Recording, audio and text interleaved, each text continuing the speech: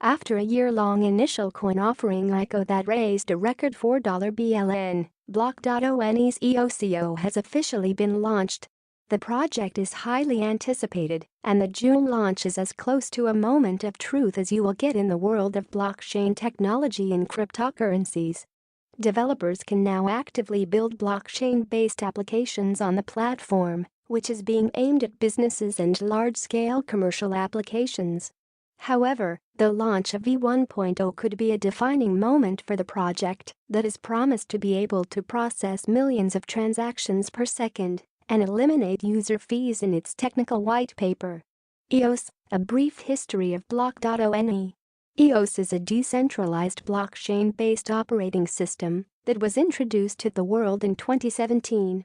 Its developers, Block.one, headed up by CEO Brendan Bloomer and Chief Technical Officer Dan Larimer, unveiled EOS at Consensus 2017. 12 months later, the project raised a record-breaking $4 BLN. The EOS operating system promises to allow developers to build decentralized applications, similar to Ethereum, that can be commercially scalable. The software includes accounts, authentication, databases, asynchronous communication, and the scheduling of applications across many CPU cores or clusters, according to the white paper.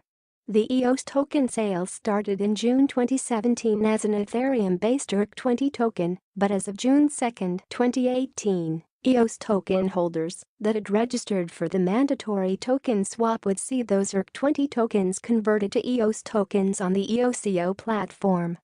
Holders of these native EOS tokens will be responsible for the management of the ecosystem by voting for block producers that mine blocks and maintain the network. Meanwhile, users of EOS-based decentralized applications will have access to a certain amount of resources directly proportional to the amount of EOS tokens staked in an application. EOSIO is maintained by a delegated proof-of-stake POS system, originally created by Larimer and still used by Steemit, the blogging platform he created in 2016. Larimer explains the finer details of POS in what he dubbed his missing white paper on the platform. In layman's terms, a POS system looks to answer some shortcomings of both proof-of-work and proof-of-stake consensus mechanisms. The EOS POS system allows users to vote for block producers, who are rewarded tokens for validating transactions and maintaining the blockchain. These block producers are constantly evaluated by the community and will be fired if they underperform, i.e. fail to validate transactions and create blocks. According to the ledger Intel dossier on EOS, Steemit's POS currently handles thousands of transactions per second, which does bode well for EOSIO. This is why the launch of the EOSIO is a moment of truth. The cryptocurrency community finally has a chance to use a platform where it can handle potentially millions of transactions per second. Now that the ICO is over and EOSIO has been launched, there are a number of things to consider in the coming weeks and months. Token swap. First and foremost, users that participated in the EOS Ethereum-based token sale need to participate in a token swap. The conversion of their ERC20-based tokens to EOS.io tokens required users to register before June 2. If they failed to do that, their ERC20 EOS tokens would not be attributed to the EOS mainnet. This essentially means that any users that did not register for the token swap will see their ERC20 EOS tokens become non-transferable, rendering them useless. Furthermore, the token swap is considered to be a critical component of the EOS ecosystem. Community participation is crucial for the POS system to work and ensure the voting of block creators and their constant evaluation. From beta to launch. Like many blockchain projects, the promises of a white paper paint a pretty picture, but the finished product is what matters. The year-long ICO provided a massive amount of funding for the project, and a number of beta versions of the EOSIO have been released during that time, under the project name Dawn. The latest beta, v4.0, was released in May 2018. According to EOS's GitHub page, there are 620 issues still open on the project, while over 1,400 have been resolved during the development phase. Nevertheless, EOSIO v1.0 is officially out, and there is sure to be plenty of feedback once more developers start using the platform. With that being said, a number of projects are already being worked on.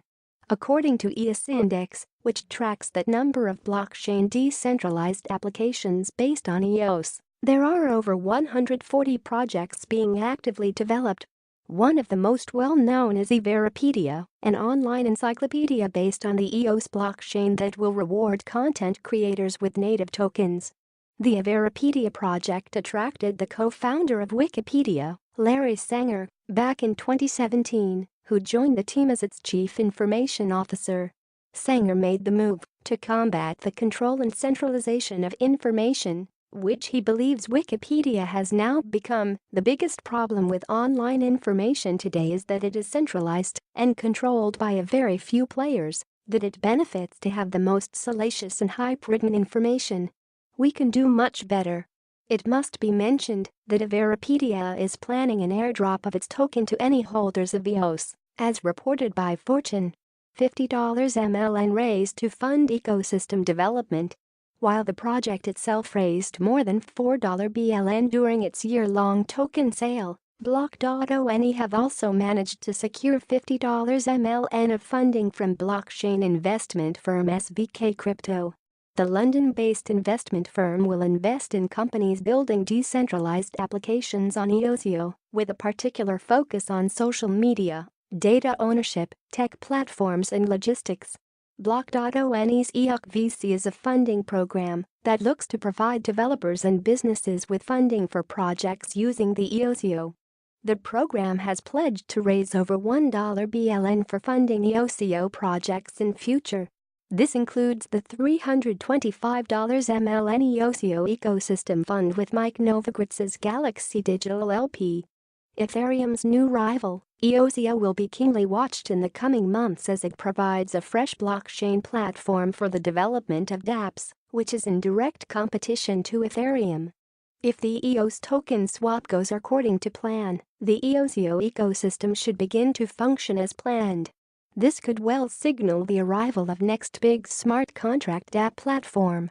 Ethereum founder Vitalik Buterin and EOS CTO Dan Larimer have had some philosophical debates on both Steemit and Reddit about the pros and cons of proof-of-stake versus delegated proof-of-stake.